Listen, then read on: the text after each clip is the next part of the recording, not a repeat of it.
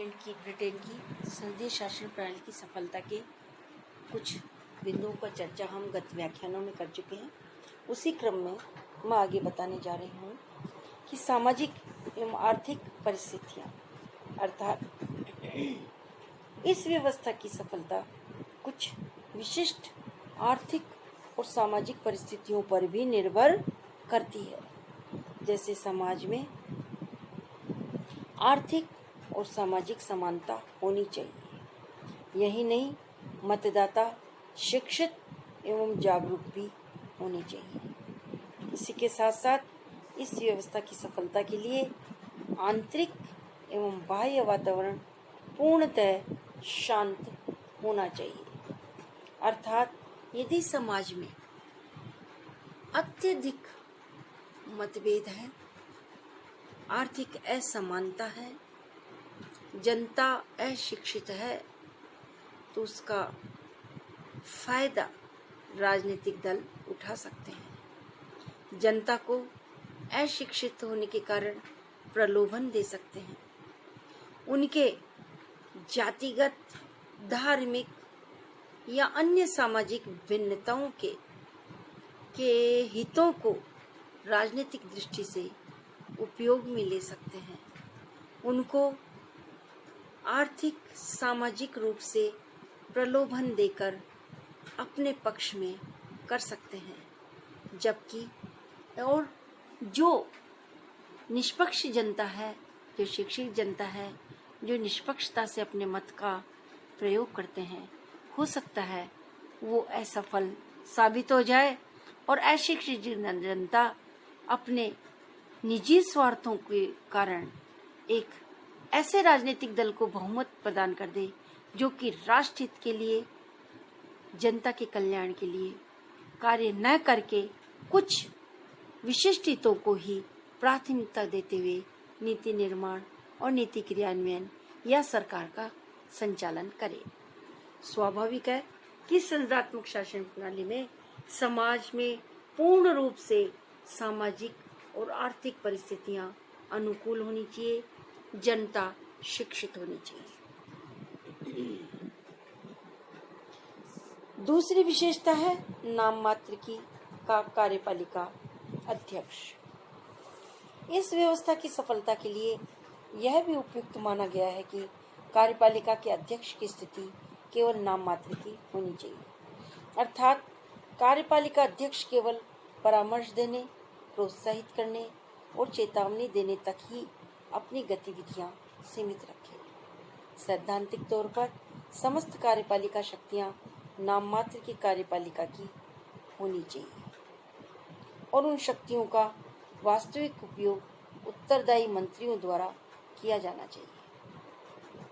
नाम मात्र की कार्यपालिका की स्थिति स्वर्णिम शून्य की होनी चाहिए। ऐसा इसलिए जरूरी है कि जहां संघात्मक शासन प्रणाली में संसद की सर्वोच्चता को स्वीकार किया गया है, जनता द्वारा निर्वाचित प्रतिनिधियों द्वारा ही सरकार के निर्माण की व्यवस्था है, तो ऐसे में जो राज्य अध्यक्ष है, जो नाममात्र की कार्यपालिका है, उसका सरकार के निर्माण में, सरकार की नीतियों के क्रियान्वयन में, व्यवस्थापिका द्वारा नीति के निर्माण में किसी भी प्रकार का अवरोध या हस्तक्षेप नहीं होना चाहिए। यदि राज्य अध्यक्ष अपने सैद्धांतिक शक्तियों का व्यवहार में प्रयोग करने लग जाए तो संघात्मक शासन प्रणाली की आत्मा ही मर जाएगी। पहली बात तो यह संभव है ही नहीं और यह संभव होना भी नहीं चाहिए कि नाम मात्र की कार्यपालिका अपनी शक्तियों का व्यवहार में प्रयोग करने लगे।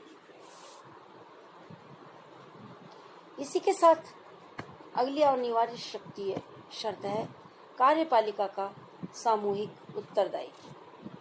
अर्थात संघात्मक शासन प्रणाली में यह आवश्यक है कि मंत्रिमंडल के सदस्य संसद के प्रति सामूहिक रूप से उत्तरदायी हो। जब संपूर्ण मंत्रिमंडल एक इकाई की भांति कार्य करता है। इस सिद्धांत को पूर्णतः स्वीकार करने वाला देश ब्रिटेन है, जहां यह कहावत प्रसिद्ध है कि मंत्री इकट्ठे ही एक साथ ही तैरते हैं और एक साथ ही डूबते हैं। एक सबके लिए वह सब एक के लिए होता है। अर्थात संसद के प्रति संपूर्ण मंत्रिमंडल सामूहिक रूप से उत्तरदायी होता है। यदि किसी एक मंत्री के विरुद्ध अविश्वास प्रस्ताव पारित हो या एक मंत्री के विरुद्ध यदि संसद के उपस्थित सदस्य असंतुष्ट हो जाए या उसकी कार्य प्रणाली के विरुद्ध असंतुष्ट हो जाए तो संपूर्ण मंत्रिमंडल को त्याग पत्र देना पड़ता है। अतः सामूहिक रूप से सभी व्यक्ति सरकार की गतिविधियों के लिए उत्तरदायी रहकर अपने दायित्वों का निर्वाह करते हैं। इसी प्रकार अगली अनिवार्य शर्त है व्यक्ति पूजा वर्जित, अर्थात संसदीय व्यवस्था उस जगह सफल नहीं हो पाती जहाँ व्यक्ति पूजा का बोलबाला हो। इसमें कोई दो राय नहीं है कि इस व्यवस्था में प्रधानमंत्री का नेतृत्व आवश्यक माना जाता है और संपूर्ण शक्ति का केंद्र वही बना रहता है। लेकिन इसका अभिप्राय यह भी नहीं है कि मंत्रिमंडल के सदस्य व्यक्ति पूजा में जुट जाए। व्यक्ति पूजा या नेतृत्व पूजा संसदीय प्रजातंत्र को अधिनायक तंत्र की ओर मोड़ देती है। ऐसी स्थिति में प्रधानमंत्री सदैव अधिनायक का रूप धारण कर लेता है, जो कि अनुचित है।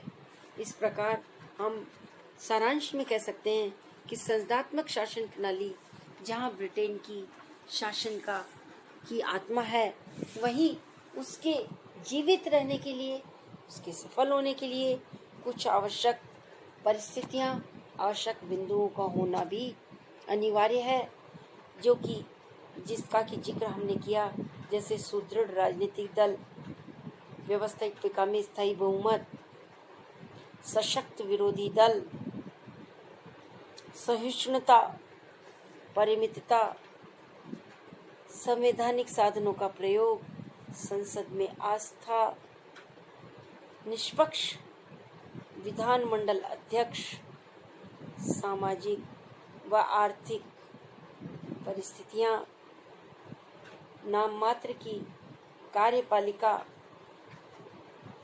का अध्यक्ष और कार्यपालिका का सामूहिक उत्तरदायित्व, ये सभी बिंदु और साथ ही साथ व्यक्ति पूजा वर्जित, अर्थात जहाँ संसदात्मक शासन प्रणाली में प्रधानमंत्री सर्वशक्तिशाली होता है, क्योंकि वह व्यवस्थापिका में या संसद में बहुमत दल का नेता होता है, और दूसरी ओर वास्तविक कार्यपालिका अर्थात प्रधानमंत्री भी वही व्यक्ति होता है।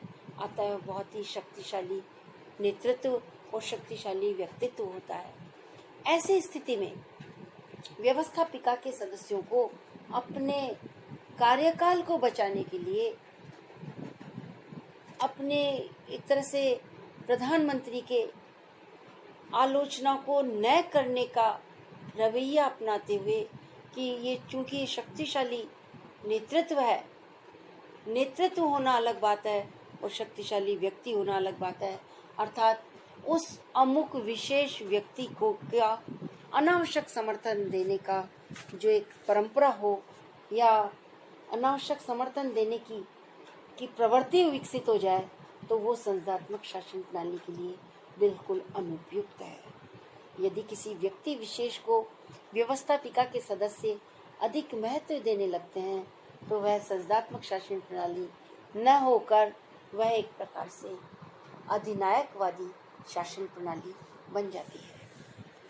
अतः इन बिंदुओं के आधार पर हम ब्रिटेन की संसदीय शासन प्रणाली को हमने आपको समझाया कि संसदीय शासन प्रणाली क्या होती है, ब्रिटेन में किस प्रकार विकसित हुई है, इसकी क्या विशेषताएं हैं, संसदात्मक शासन प्रणाली के क्या गुण हैं, तो दूसरी ओर क्या अवगुण हैं, और उनको दूर करने के लिए किन परिस्थितियों को हम अनिवार्य शर्तों को लागू कर सकते हैं, विकसित कर सकते हैं, ताकि संविदात्मक शासन प्रणाली अपने मूल स्वरूप और मूल लक्ष्य को प्राप्त कर सके।